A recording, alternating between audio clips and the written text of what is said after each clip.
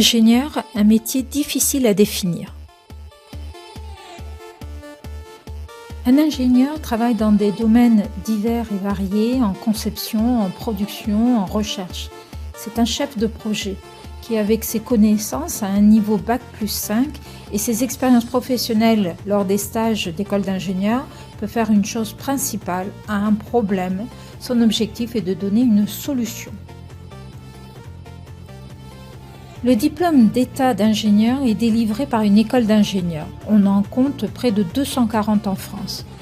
Pour accéder à une école d'ingénieur, la voie majoritairement recrutée est la classe préparatoire aux grandes écoles. Il en existe 4 filières. MPSI, avec comme matière à haut coefficient les mathématiques. MP2I, nouvelle filière, avec comme matière principale l'informatique. PCSI avec la physique-chimie. Et enfin, la PTSI, où il y a un équilibre entre les mathématiques, la physique-chimie et les sciences de l'ingénieur. C'est cette filière qui est proposée au lycée Nelson Mandela à Poitiers. La filière PTSI est celle qui propose la formation la plus approfondie en sciences de l'ingénieur, avec une approche concrète de la conception des systèmes jusqu'à la réalisation, en passant par la programmation des automates ainsi que l'étude des matériaux. La classe préparatoire PTSI-PT du lycée Nelson Mandela à Poitiers est à taille humaine. Voici quelques témoignages d'étudiants de ces 2 années.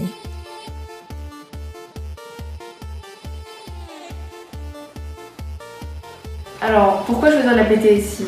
Moi, dans mon cas, j'ai choisi la PTSI parce que c'est la seule prépa scientifique qui réunit la SI, les maths et la physique de manière assez équivalente. C'est-à-dire qu'on va avoir à peu près le même nombre d'heures de maths que de physique et que de sciences de l'ingénieur. Et du coup, c'est pas mal là-dessus. Alors au niveau de l'emploi du temps, c'est assez bien optimisé. On commence tous les jours à 8h et on fonctionne par tranche de 2 heures. Donc ce qui est assez pratique pour avancer dans les cours et être bien dedans. C'est-à-dire que c'est pas comme au lycée où on s'arrête au bout d'une heure et on va directement changer de matière. On a vraiment 2 heures pour se mettre dedans. L'après-midi, généralement, on fait plutôt des TP, donc c'est de la pratique, donc on fait des expériences, tout ça. Et on fait de l'informatique aussi. On finit généralement tous les soirs à 17h pour pouvoir réviser nos cols, ce qui est assez pratique en première année. Ça, c'est pour la première année. Et en deuxième année, on a plus ou moins le même principe, toujours sur des créneaux de 2 heures. La matinée, les cours, et l'après-midi, plus des TP. Et c'est assez pratique, parce qu'on a pas mal de temps, on a un peu plus de temps qu'en première année pour réviser l'école. Puis on a un peu plus de travail personnel à fournir, donc on a le temps pour faire ça. Voici le volume horaire en PTSI-PT. Il y a un équilibre entre le pôle littéraire, formé du français et des langues vivantes, et les mathématiques, les sciences physiques et sciences de l'ingénieur. Le programme de mathématiques de PTSI est comparable à celui de PCSI. Le programme de physique de PTSI est comparable à celui de MPSI. Il y a également ce que l'on appelle le TIPE, qui est un projet qui se fait entre la première et la deuxième année et qui est présenté par les étudiants au concours. Il y a également des heures d'informatique en cours et en TD. À ceci, il faut ajouter 4 heures de devoirs surveillés ou DS le samedi matin et 2 heures d'interrogation orale que l'on appelle également les cols. Voici quelques témoignages pour expliquer l'organisation de travail et l'utilité des devoirs surveillés et des cols. Alors les DS se passent le samedi matin, tous les samedis matins, et on a uniquement le samedi matin. Donc ça a souvent des créneaux de 4 heures, de 8 heures à midi. Donc c'est mieux par rapport au lycée parce que c'est plus régulier. Au lycée, avant, on pouvait se retrouver avec 2 semaines sans DS, et puis après, les dernières semaines avant les vacances, souvent on se retrouvait avec 3-4 DS et c'était dur à gérer. Là, c'est un rythme régulier qui permet donc, du coup de se préparer à l'avance et d'être régulier dans le travail. Ensuite, pour l'école, donc c'est du lundi au jeudi, c'est le soir. Donc c'est 2 fois 1 heure de colle par semaine, sauf 3 fois dans l'année où il y a 3 heures de colle dans la semaine parce que c'est des cols de français. Donc sinon, on a des cols en français, en anglais, en maths, en physique et en SI qui vont alterner et il faut faire toutes les cols pour pouvoir passer le concours. Donc ces cols-là sont du lundi au jeudi, donc le vendredi c'est la veille du DS il n'y a pas de colle et comme ça on a le temps de organiser. Donc l'école, ce que ça apporte, c'est plutôt bien parce que ça permet de faire le point sur ce que l'on sait et ce qu'on ne sait pas pour les cours.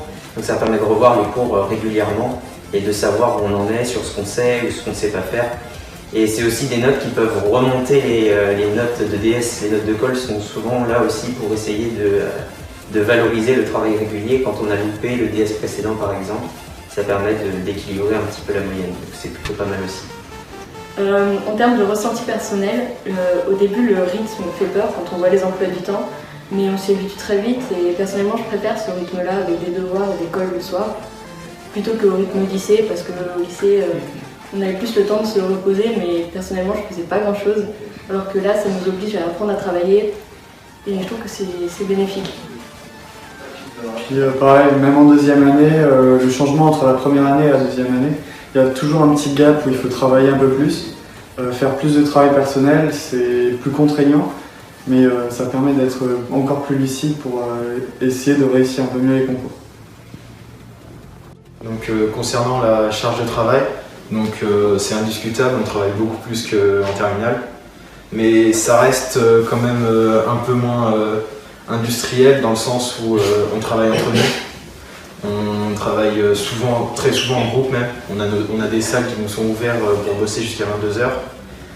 Et puis on a quand même un peu de temps pour nous après. Et aussi c'est une prépa du coup où il y a plus de place que de... Ça ouvre des places pour la PTSI dans des écoles.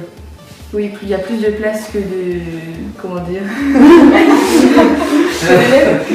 que d'élèves. Du coup, pour les concours, ça peut être avantageux par rapport à la MPSI et la PCSI.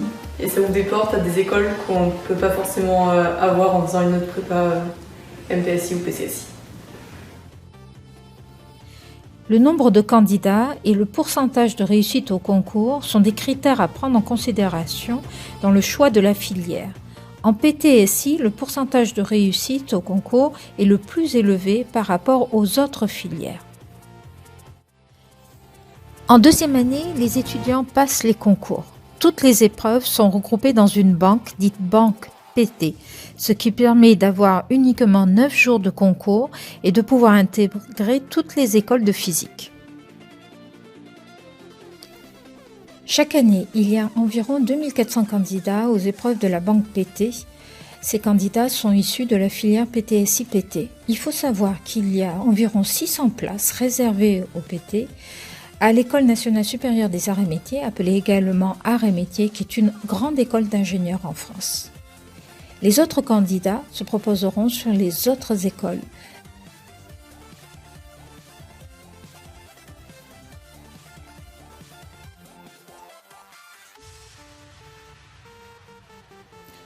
Pourquoi faire la prépa au lycée Nelson Mandela de Poitiers? Concernant l'ambiance, le fait qu'on soit à l'internat, il y a beaucoup de personnes de la classe qui sont à l'internat, du coup on est ensemble, on travaille ensemble et ça permet de se rapprocher, discuter, c'est sympa, il y a une bonne ambiance. Et les classes sont plutôt petites, donc on est peu en cours, ça permet toujours de rester ensemble. Même pendant les TD, on est par demi-classe, donc on est toujours ensemble et ça permet de garder une bonne ambiance par petits groupes. L'ambiance générale en classe prépa est super importante parce que c'est elle qui va nous faire progresser dans le travail. Et ici, on est tous soudés, du coup c'est beaucoup plus jovial et intéressant pour travailler ensemble. On arrive quand même de temps en temps à trouver des petits créneaux pour aller faire du sport ou même faire totalement autre chose. Et c'est quand même important de, par exemple le dimanche, partir courir, faire autre chose, ne pas forcément penser au travail, ne serait-ce qu'une heure ou deux. Et pour ma part, je peux me lever le matin avant les cours pour faire du sport. On a quand même du temps, même à l'internat, tout ça, pour faire du sport, tranquille. Donc l'internat, c'est une option financièrement qui est vraiment intéressante, qui est ouvert le dimanche soir et qui permet de travailler en groupe parce qu'il y a quand même beaucoup d'élèves de la classe qui sont du coup à l'internat. On est en totale autonomie pour notre travail et pour notre vie en internat. L'ambiance générale avec les autres, avec tout le groupe est excellente. Et en plus, il faut savoir qu'on a le gymnase pour les extrascolaires, donc pour le sport qui est ouvert pour toutes les prépas qui soient externes ou internes. Par rapport aux autres classes préparatoires, en PT-CIPT, les 3 disciplines scientifiques sont équilibrées en horaires et en coefficients identiques. Cette formation est destinée à des étudiants appréciant les applications concrètes.